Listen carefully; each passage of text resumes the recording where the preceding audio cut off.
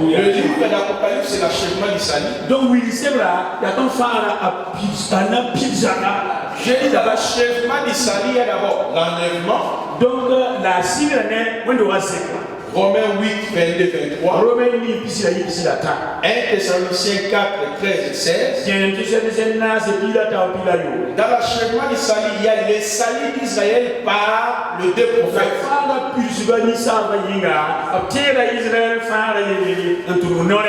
Quand nous irons au ciel avec vous là-bas, je ne sais pas si tu participeras.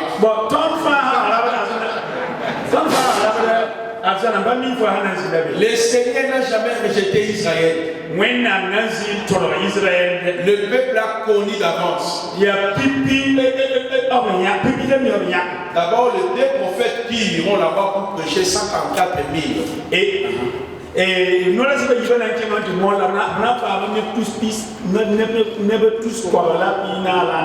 alors quand je dis Apocalypse 11, 2, 13, Apocalypse chapitre 7, verset 1, 14. La troisième information, les salis d'Israël par les retours glorieux de Jésus-Christ lui-même. La Israël frère Jésus les salis d'Israël par les retours de Jésus-Christ. Israël, Jésus-Christ, notez Apocalypse chapitre 19, 1 à 21. Apocalypse 19, 1 à 21. Et vous notez aussi Zacharie chapitre 14, 1 à 9. Et vous notez Zacharie chapitre 12, verset 1 à 10. Apocalypse 1, verset 7. Zacharie 14, verset 1 à 9. Zacharie 12, 1 à 10. Apocalypse chapitre 19, 1 à 21. Apocalypse chapitre 1, le verset 7. Est-ce que c'est bon? Alors, il y a la dernière. Oui, papa. À quel moment intervient la prédication des langues? Puisque après l'enlèvement, vous pouvez que l'Église ne doit pas subir la grande circulation. Oui. Et vous avez parlé des deux prédicateurs. Deux prophètes. Mais il y aura un an aussi qui va prêcher l'humanité. Pour prouver que l'Église ne sera pas concernée. Ensuite aussi, je voulais que vous précisez que quand vous parlez du retour de Jésus, c'est bien, mais il faudrait que vous précisez que celui-là, quand on parle du retour de Jésus, il va coller ses pieds sur terre. Donc, je n'ai pas trop entré dans les détails, comme ce n'est pas notre enseignement.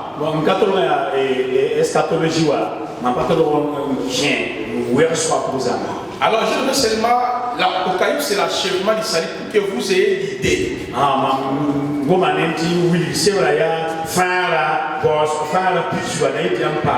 Normalement, si j'enseignais l'eschatologie, là je pourrais maintenant entrer encore dans les détails. Quand je dis les retours de Jésus-Christ, l'achèvement d'Isalie par rapport à l'église, là il sera suspendu dans les heures. Là, handa ya bezu mais la kuzu bandana ya wetsa la zanga voilà et puis wendo wa zekla Jésus kana time ana ya la sawato. Tout ce que vous posez comme question, papa, dans les phrases qu'il y a tous les détails là expliqués. Donc, au moins, les phrases de 500 pages où nous expliquons les deux témoins, qu'est-ce qui va se passer après l'enlèvement, la composition du gouvernement de l'Antichrist, le message des trois anges que vous êtes en train de vous mais un ange qui annonçait l'évangile éternel. Tout là nous avons expliqué.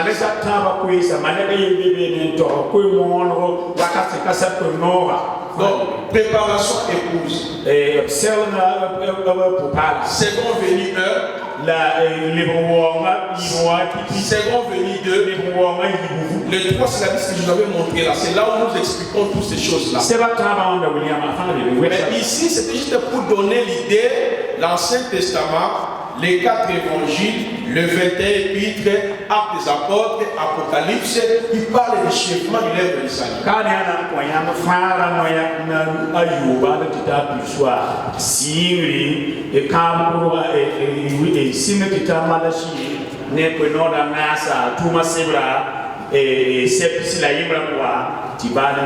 Alors vous avez compris, dans l'achèvement, la 3e étape, c'est le retour glorieux de Jésus-Christ.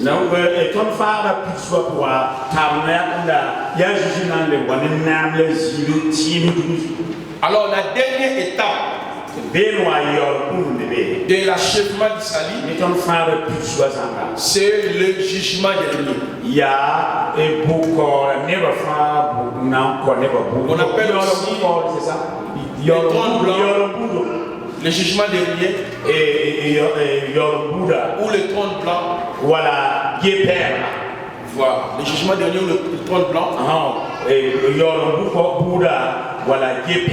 Nous sommes dans l'Apocalypse chapitre 20, le verset 1 jusqu'au verset 13e. C'est là où on nous décrit, n'est-ce pas, tous ces événements. Alors vous avez compris le thème central de la Bible qui est le salut. Et la répartition du salut. Maintenant, on entre dans notre exposé.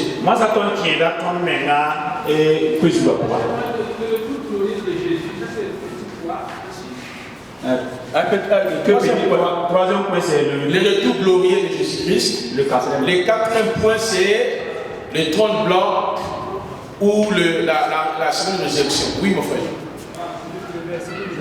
Apocalypse 20, verset 1 à 13. C'est bon? Maintenant, on démarre. Voilà comment nous avons réduit la Bible. Quand j'ai la Bible avec toi, c'est pas la Bible, je prends l'exemple, c'est la Bible. Je sais que de Genèse à Malachie, c'est la préfiguration, la préparation du salut.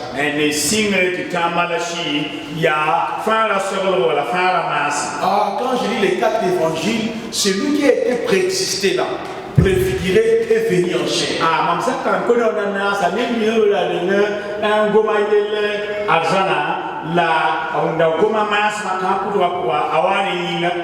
Quand je lis Actes des Apôtres, celui qui a été manifesté,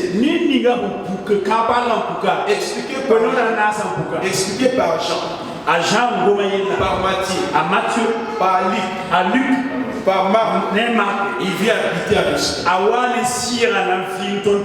Alors, quand je lis le 21 épître, donc je suis en train de comprendre comment marcher avec lui, vivre avec lui, et comprendre même son enseignement. Est-ce que vous comprenez? Quand je lis l'Apocalypse, je vois maintenant comment moi, qui est sauvé, il viendra me sauver par l'enlèvement.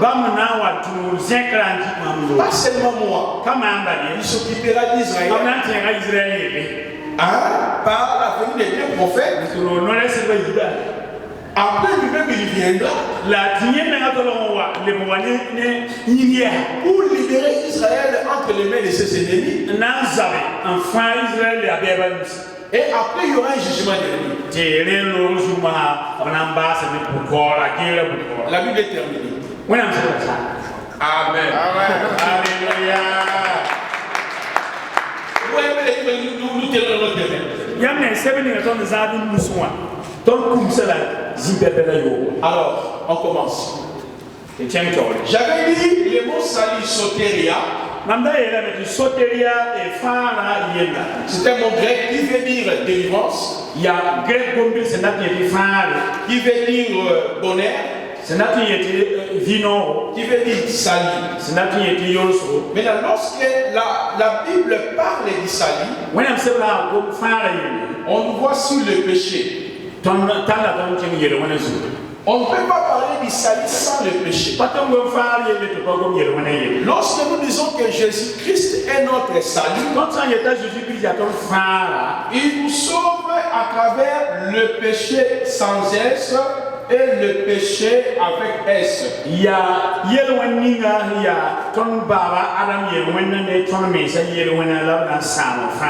Alors, la doctrine du péché, on appelle ça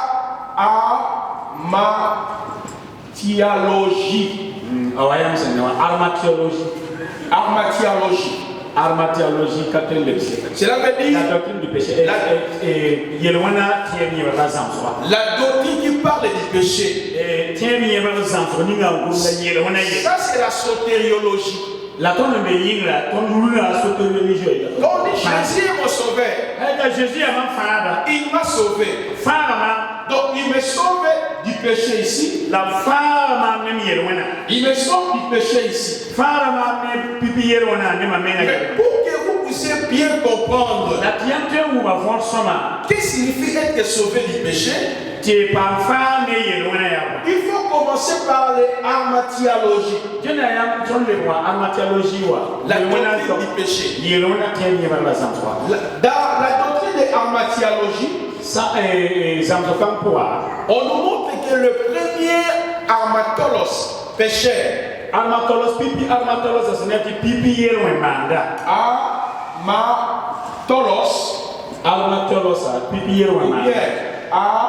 Amatia.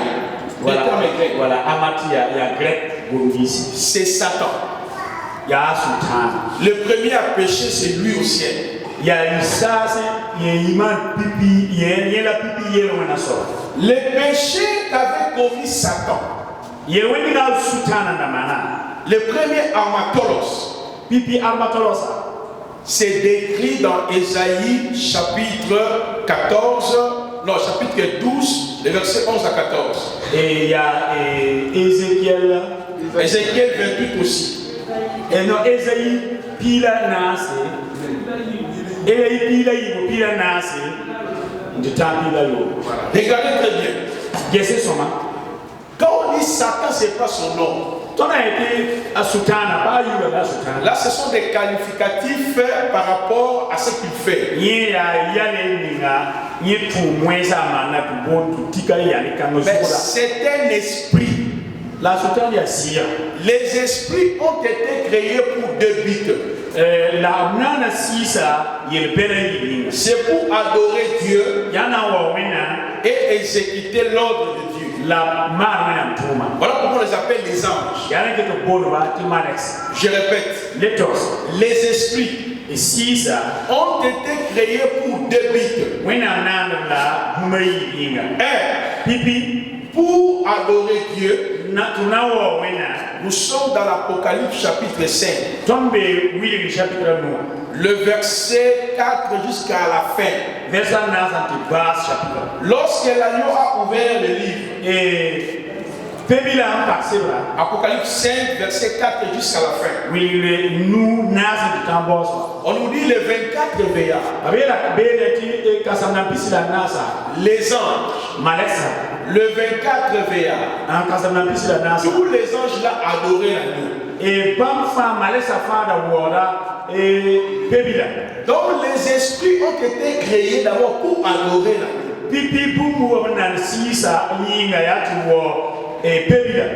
Deuxième but de la création des esprits qu'on appelle les anges,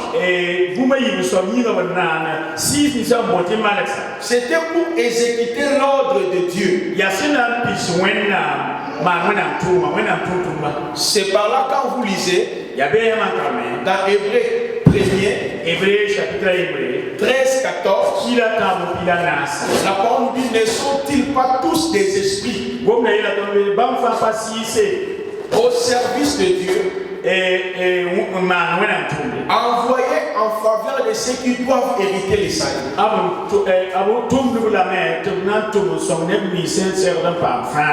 Maintenant, lorsqu'on dit que le diable a péché, cela veut dire qu'il n'avait pas respecté ces deux règles qui constituent le but de sa création est un esprit. Adorer Dieu et exécuter l'ordre de Dieu. Maintenant, lui, il a voulu s'égaler, se niveler avec Dieu. C'est ce que Dieu révèle au prophète Ésaïe.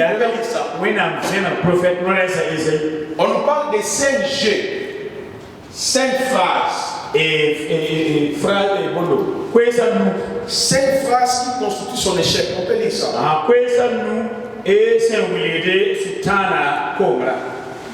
Prenons Isaïe. Les 5 G.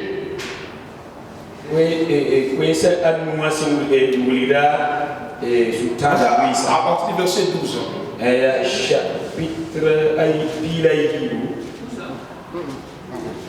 Non, Ésaïe 14. Ésaïe 14. C'est Ésaïe, pas Ésaïe 12, c'est Ésaïe 14. À partir du verset 12. Changez, si j'avais mal noté. Ah, c'est 14 jours. Ouais. Il y a Ésaïe là, c'est Malabé, Ésaïe là, c'est signé là. Te voilà tombé du ciel. Astre brillant, fils de l'aurore, tu es abattu à terre, toi le vainqueur des nations. Tu disais à ton cœur, je monterai au ciel. J'enlèverai mon trône. 2. Au-dessus des étoiles de Dieu. Je m'assierai sur la montagne de l'assemblée. 3. À l'extrémité du septentrion. Je monterai sur le sommet des nues. 4. Je serai semblable au Très-Haut. 5. Donc si quelqu'un a dit je connais, c'est le début de sa chute. Vous voyez les 5 G. Je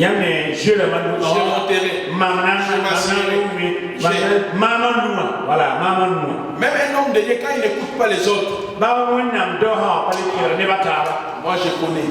Moi je sais. C'est le début de ton échec.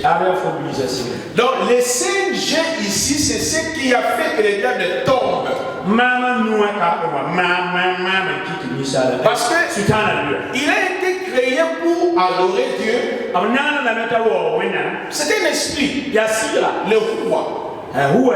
C'est pour exécuter l'ordre de Dieu. Mais lui, il a voulu travestir l'ordre de sa création. En se nivelant avec le Créateur. Lui, c'est qui mérite l'adoration. Je monterai. Il fit tomber. Est-ce que vous comprenez? C'est que le péché qu'avait commis Satan, c'est la désobéissance à l'ordre de sa création étant esprit. Donc, il a transgressé l'ordre par lequel Yahweh avait créé les esprits. Donc,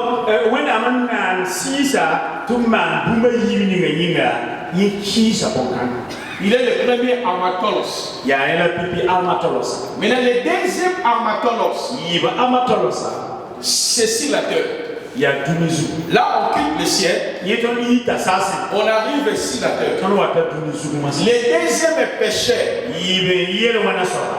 c'est Adam et Ève.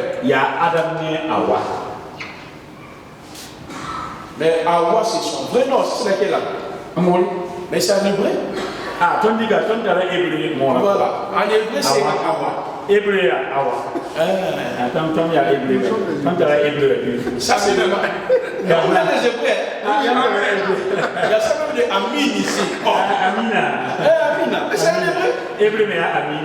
Ah non, pour le Burkina, vous êtes des. C'est pas une tribu de. Une tribu perdue d'Israël. Israël d'abord pour mener les Burkina. Ça c'est bon. Alors, le deuxième armatolos, c'est Adam et Ève. Quel est le péché qu'avait commis Adam et Ève? L'Écriture de Genèse 2, chapitre verset 13 à 17.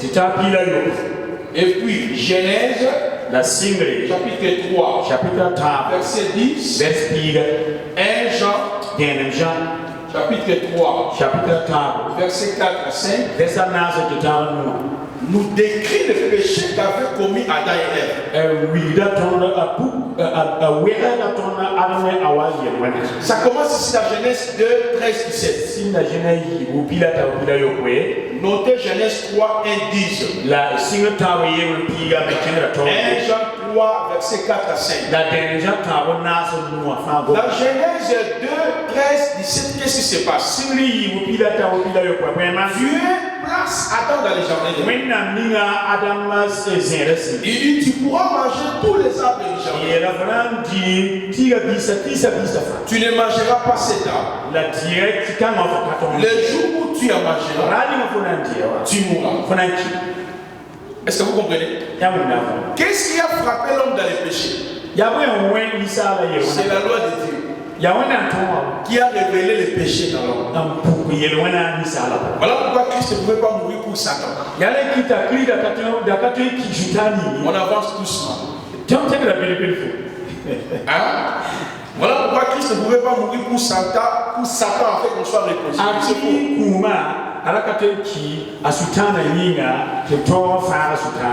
Maintenant, on nous explique que les péchés dans 1 Jean 3, 4 et 5, Pasteur peut lire ça. 1 Jean chapitre 3, 4 et 5.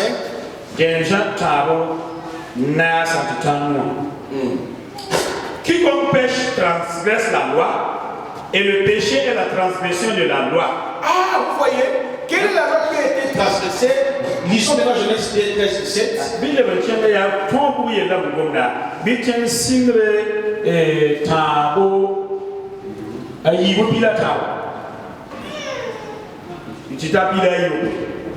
C'est ça, Genèse 2, 13, 17. 2, 13, 17. Le même second fleuve Guillaume, c'est celui qui entoure tout le pays de Cush. Le nom du troisième idéquel, c'est celui qui... Non, c'est Genèse chapitre 2. Ça, c'est la suite. Prenons le verset 7. Non, pas le verset 7. L'homme à partir de 15. Oui. Il y a pile à nous. À partir du verset 15, oui. Pile à nous, l'Éternel prit l'homme et le plaça dans le jardin d'Éden pour le cultiver et pour le garder. L'Éternel Dieu donna ce ordre à l'homme. Tu pourras manger de tous les arbres du jardin, mais tu ne mangeras pas de l'arbre de la connaissance du bien et du mal, car le jour où tu en mangeras, tu mourras. Est-ce que vous comprenez maintenant? Donc, le péché qu'avaient commis Adam et Ève, c'est la violation de ce que Dieu a fait. Ce n'est ni l'impudicité, ce n'est ni l'ivrognerie. Alors regardez, le troisième armatolos, le troisième péché, c'est tous les êtres humains. Tous les êtres humains, pardon. Toutes les races humaines. Romains chapitre 5, le verset 18. Le péché d'Adam était imputé en nous. Romains 5, 12, 18. Toutes les races humaines. Je vous ai dit tantôt ici, selon Acte 17, verset 25 à 26, Dieu a permis que tous les hommes sortent d'un seul sang. Le pasteur Patrice, lisez Romains 5, 12, 18 qui sont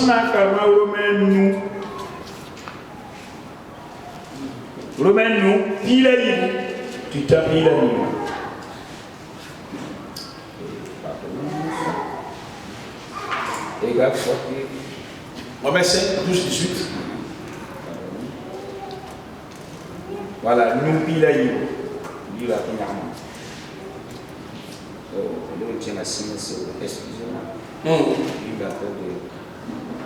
Voilà. 5, 12.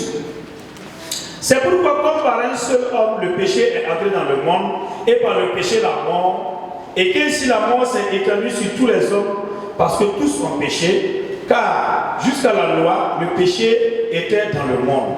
Or, le péché n'est pas imputé quand il n'y a point de loi. Cependant, la mort a régné depuis Adam jusqu'à Moïse, même sur ceux qui n'avaient pas péché par une transgression semblable à celle d'Adam.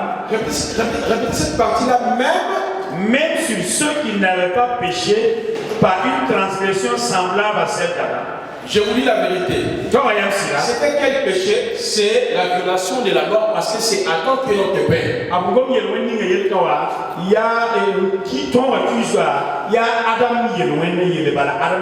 Mais notez ceci. Depuis la sortie d'Adam dans les jardins d'Éden, jusqu'à Mont Sinaï,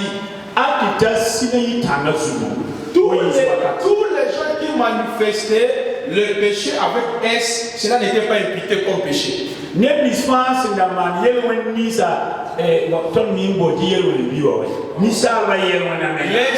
de Noé et sa face, ce n'était pas un péché.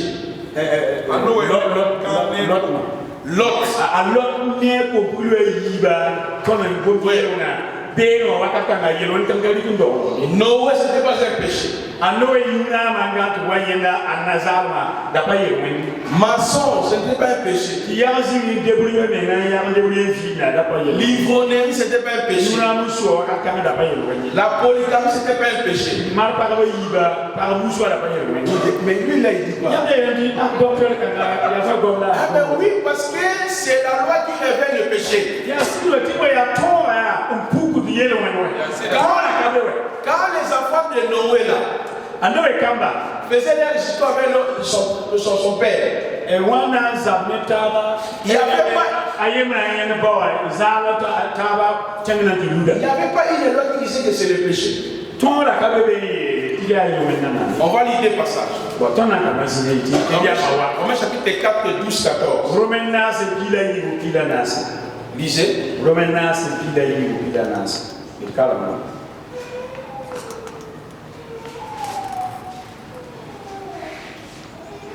Et le père des circoncis, qui ne sont pas seulement circoncis, mais encore qui marchent sur les traces de la foi de notre père Abraham quand il était incirconcis. C'est Romains 4, 12. Non, commencez d'abord Romains 5, 13. 5, 13. Oui. Il tient Romains 5, 13, il vient là. Et nous, car jusqu'à la loi, le péché était dans le monde. Or, le péché n'est pas imputé quand il n'y a point de loi. Imputé. Voilà pourquoi pasteur de la Nouvelle Alliance ne peut pas être polygame. Pourquoi? Il y a déjà la loi de Christ.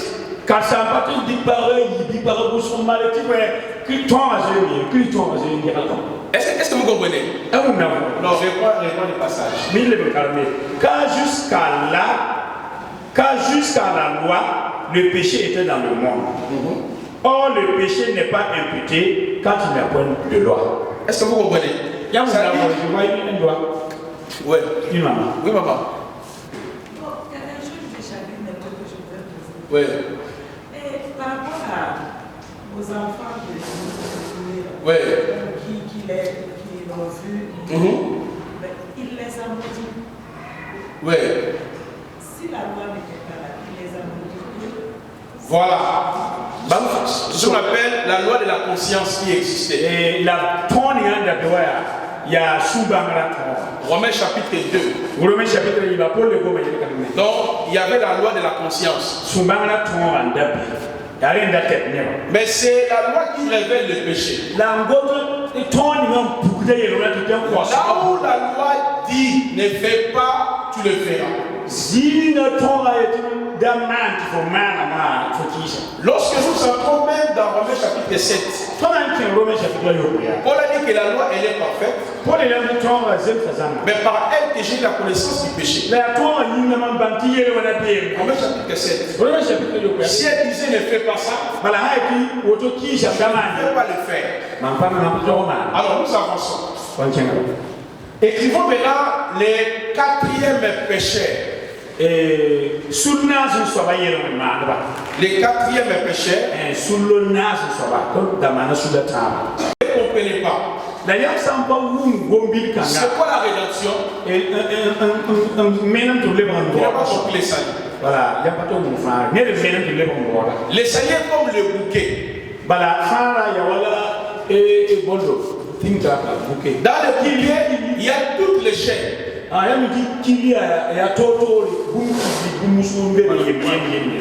il y a la rédemption. Et même tous les rançon. La rançon, les rachats, les rachats, 4, les pardons, oh, moi je les salue. Pourquoi j'avais dit on va comprendre. Si vous avez compris les saluts.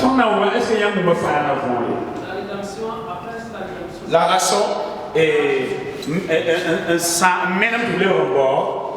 les rachats, les rachats,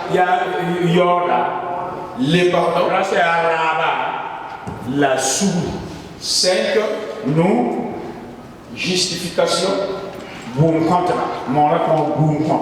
C'est quoi la justification?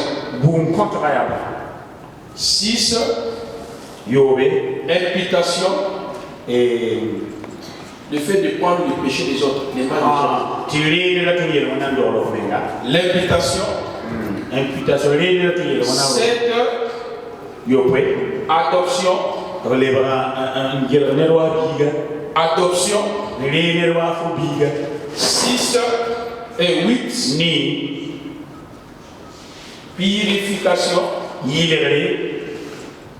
Je vais répondre. La rédemption. La rançon. Les rachats. Le pardon. La justification. L'imputation. L'adoption. La purification. Je reprends encore. Rédemption. Rançon. Les rachats. Pardon. Justification. Imputation. Adoption. Purification. Qui n'a pas encore noté?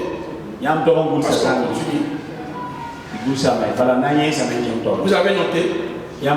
La seule pose la question, c'est quoi l'imputation? Imputation,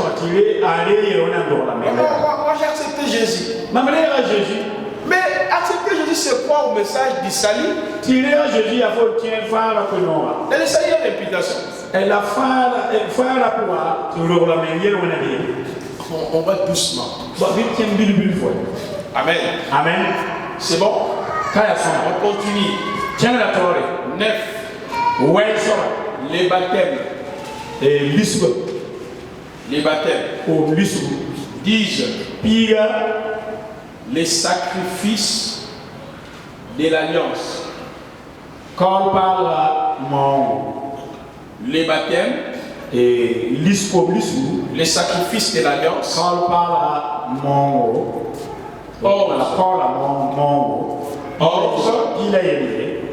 La paix. 12. La sagesse. Je réponds les baptêmes. Les sacrifices de l'alliance. La paix. La sagesse. 13. Repentance. 14. Conversion.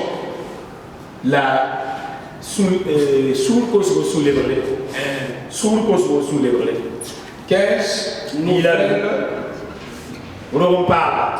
naissance. Je réponds pour que vous notiez, puis je vais effacer. Je réponds le baptême. Les sacrifices de l'alliance. Kola mana. La paix, La fille. la sagesse, Yam. la repentance, Sulkosko. la conversion, Soulèverait. la nouvelle naissance. Et la reparle. Je réponds à la croix pour te sauver. Et tu fais par rapport à ces deux péchés, il est devenu rédemption. Il s'est fait rançon. Il s'est fait les rachats, les pardons, la justification, l'imputation, l'adoption, la purification, le baptême, les sacrifices de l'alliance, la paix, la fille, la sagesse, la repentance, la conversion, la nouvelle naissance. Est-ce que c'est bon? Est-ce que c'est bon? Si vous n'avez pas encore noté, parce que la liste n'est pas encore finie. Si vous ne comprenez pas ça, vous n'avez jamais compris les saints. Parce que nous sommes appelés à prêcher la soteriologie. On vous pose la question, c'est quoi les rachats? Papa, il nous a racheté, non? Et là, tu pries encore, j'arrache le bien. Mais là, tu n'as jamais été racheté. Parce que tu arraches encore. Tu dis au Seigneur, pardonne mes péchés. Quand j'étais jeune, j'ai avorté. On vous dit, si ta vie ne marche pas, c'est tes péchés là. Tu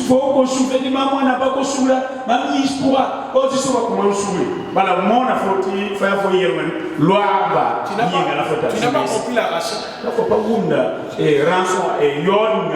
n'as pas compris les pardons. Voilà pourquoi on vous culpabilise. On vous dit, je ne sais.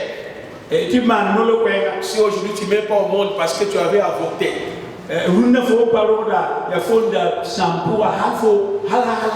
Le sang de ces enfants-là te bloque. 10 jours de jeûne. Et vous croyez à cela? Et puis tu dis que je suis sauvé. Être sauvé.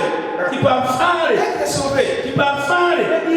J'ai obtenu la rédemption par Christ. La rançon par Christ. J'ai obtenu les rachats par Christ. Les pardons par Christ. La justification par Christ. L'imputation par Christ.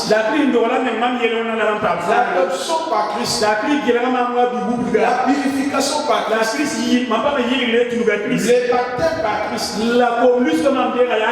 Les sacrifices de l'alliance par Christ. La paix par Christ. La sagesse par Christ. La repentance par Christ. La conversion par Christ. La nouvelle naissance par Christ. Alors, on continue. Si les acquis. Ça va déjà noter comme 15 Oh, je prêche la croix. Mais prêcher la croix, c'est prêcher ça. Tu ne prêches pas la croix, tu parles de la croix. Comme l'église catholique. Alors les gens prient mal dans l'église. Tu ne prêches pas la croix, tu parles de la croix. Prêcher la croix, c'est faire comprendre aux gens que Christ s'est fait rédemption.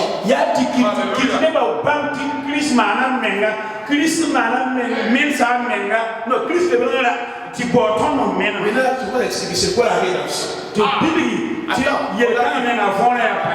C'est quoi la raison? C'est quoi la justification? C'est quoi l'imputation? Vous, on pense qu'Abraham, tout le monde a Isaac, surtout Gédéon. Oh, ton pasteur maintenant a Gédéon. Lui, il est toujours là. Ramasser les hôtels.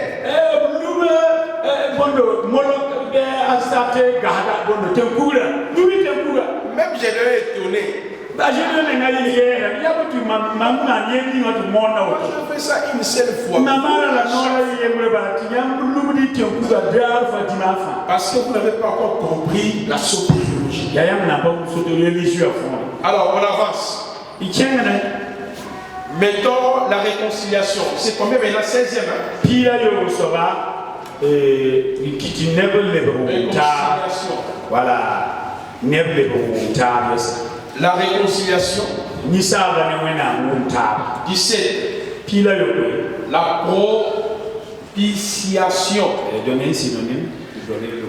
Expiation. C'est le fait de ôter le péché. La propitiation. 18. La substitution. La substitution. La substitution. Voilà, la substitution. Qu'est-ce que cela veut dire? La réconciliation. La propitiation. 17 propitiation. Donc ça dit expiation. La propitiation. C'est bon? Est-ce que c'est bon? On va étudier chaque acte rédempteur ici. Tout, on va étudier ça. Et puis vous allez comprendre c'est quoi la soteriologie. Alors, la substitution. C'est bon? Alors, ça fait déjà combien? Vous avez déjà écrit la glorification là-bas? Non, on n'a pas fait ça. La glorification. Glorification. 20.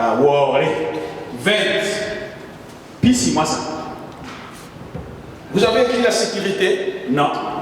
Voilà. La sécurité.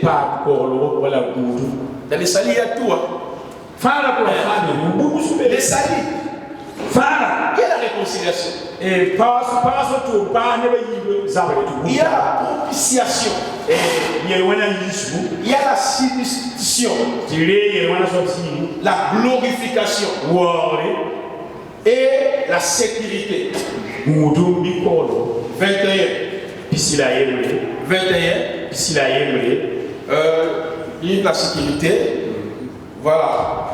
21. Qu'est-ce que je n'ai pas encore placé? La paix, c'est déjà c'est bon, non? Oui, on a déjà la paix. L'adoption, c'est bon? Oui. Voilà, réconciliation, déjà, c'est ce que j'ai écrit. La sanctification. Non, on n'a pas mis. La sanctification. Sanctification. Ça, c'est vrai que purification. Ça, c'est ça. c'est différent entre la purification et la sanctification. Purification sanctification. On va étudier chaque terme. Sur la formation. Parce que si vous ne comprenez pas ça, tu ne comprends même pas les saluts. Tu vas dire comme les catholiques, Jésus est mort pour mes péchés. Mais quand on te pose la question, Dieu est mort à la croix. Est-ce que tu es? Moi, j'ai suivi un grand docteur de chez nous. Il est docteur de la parole. Il disait, à la croix, il y a eu remise et reprise.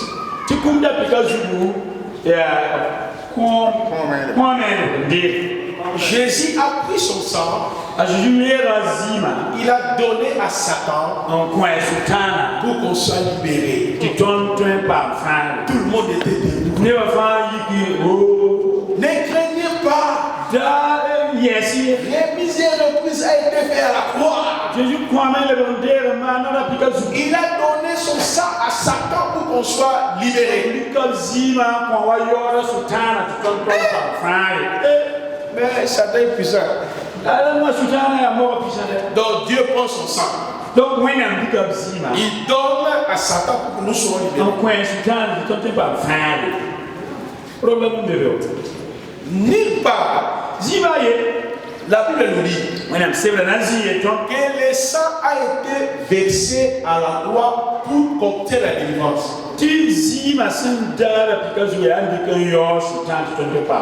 Mais nous prêchons ça. Il a versé son sang à la croix pour qu'on soit sauvé. La Bible ne dit pas ça. C'est nous qui le disons. La Bible nous dit il a présenté son sang dans les tabernacles célestes. Nous avons obtenu la délivrance.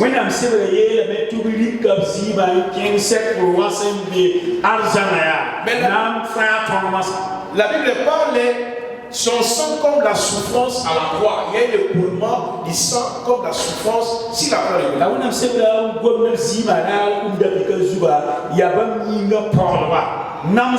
par ces maîtrises, nous avons été guéris. On va arriver ça en détail, ne craignez pas.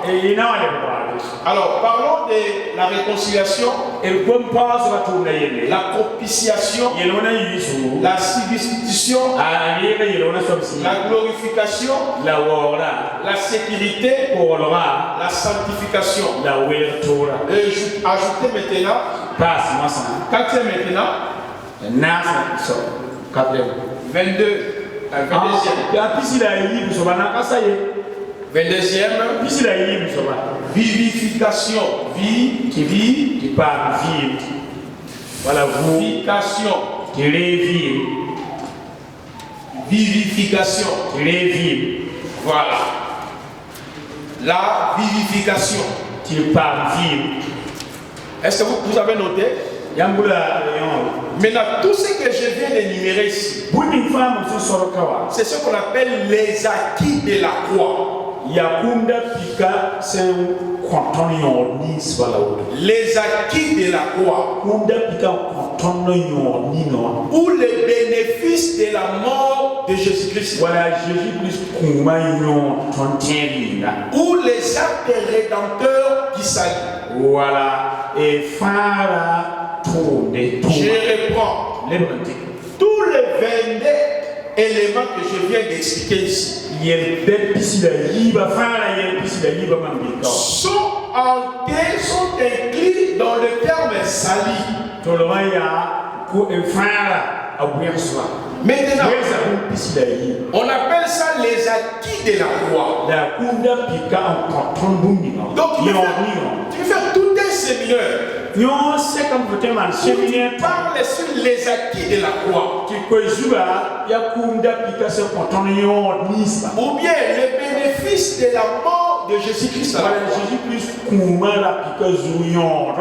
Parce que nous prêchons beaucoup plus les bénéfices des sacrifices de nos oncles dans nos villages qui embrouillent nos familles, nos vies.